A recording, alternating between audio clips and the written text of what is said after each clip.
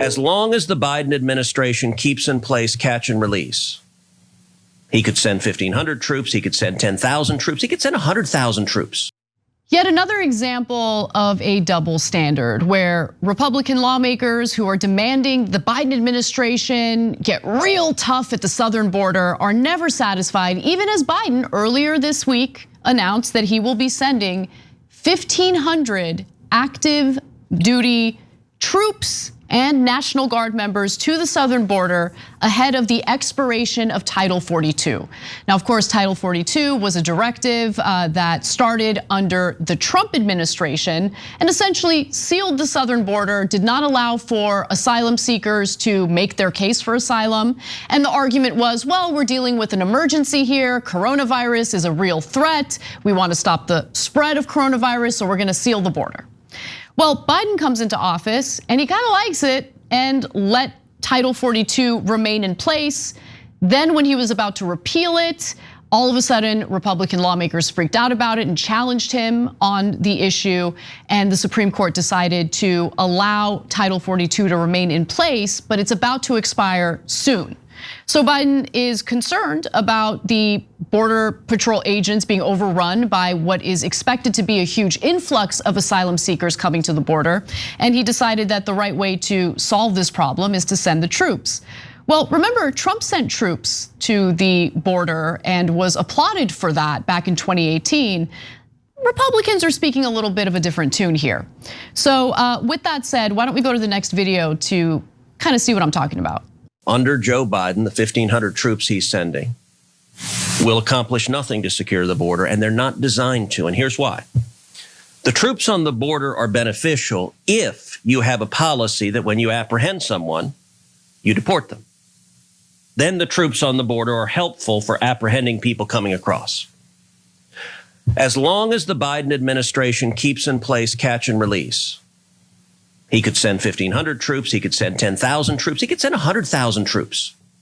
It would do nothing to secure the border. Why? Because every illegal immigrant they encounter, they would hand over to the Biden administration, and the Biden administration would let them go. So I got to give you guys some more context before I go to you, Cenk, because understand that what Biden is doing is he is literally following the law. Now, if the Republican lawmakers don't like our immigration laws, they could actually, do their jobs and engage with Democrats to pass policy, comprehensive immigration reform, but they failed to do that. So the idea that Biden should use the troops, active duty military, to round up asylum seekers and immediately deport them before they can even make a case is insane. Okay, we have laws. Asylum seekers who enter the country through ports of entry must have their day in front of an immigration judge who will make a determination as to whether or not they should be allowed into the country as asylum seekers, okay? We have a shortage of judges, which is why there's a massive backlog of asylum seekers. And by the way, Biden keeps playing this game with Republicans. He's doing their bidding. So one example is, before, if asylum seekers came into the country illegally, they would still get their day in front of an asylum judge. But not anymore. Biden has decided that if they do that, they're immediately deported. But if they enter through ports of entry, they have to have their case heard, unless you change the laws. But Republicans don't want to do anything, right? They don't want any compromise. They don't want a pathway to citizenship for folks who are already here. It's just so stupid. All of it is stupid. Biden pandering to Republicans is stupid. Republicans pretending like they don't know how this process works is stupid. It's incredibly frustrating. So Anna's right. The military doing policing inside the United States is both illegal and unconstitutional. So there's no way that it could be done. That's why it's always theater. It's theater when Biden does it. It's theater when Trump does it. Although Trump would push the law, and if he could, he would have them do policing here. But there's other reasons. There's other factors that stop him from doing that. Okay. So why does Biden do it if he knows it's kind of useless? He can send 1,500 non-troops there. And by the way, they might actually be able to do policing if they aren't United States military. So why does he do this? For theater. So he could say, look at me, I'm Republican light. The world's worst political strategy. So then, did it appease Republicans? It's impossible to appease Republicans. Ted Cruz just told you, I don't care if you send 100,000 troops to the border. I don't care if there's a troop that covers every single part of the border and not one person comes through. I don't care. I'm gonna criticize you just the same either way. Because what do you think? Ted Cruz and Lindsey Graham are gonna go, oh, good point, Joe Biden. You know what? Now we agree with you. Now that you've done what we asked you to do, we're not gonna move the goalposts at all. And we now are gonna tell everybody Joe Biden should get credit. Is that what you expected? No, okay, no one could expect that. Even Biden isn't that challenged, okay? So what they're trying to do is peel off a tiny percentage of Republican voters in the suburbs. They think, oh my God, if we're really tough on immigration, they'll ignore everything else and vote for us. That's a strategy that has never worked. It has never, ever, ever worked. And yet they still go straight into this. And what does it do? It costs you tons of votes in your base. Because you told your base for 4 straight years, look at this monster Trump sending troops to the border. Exactly. We would never do that, he's such a bad guy.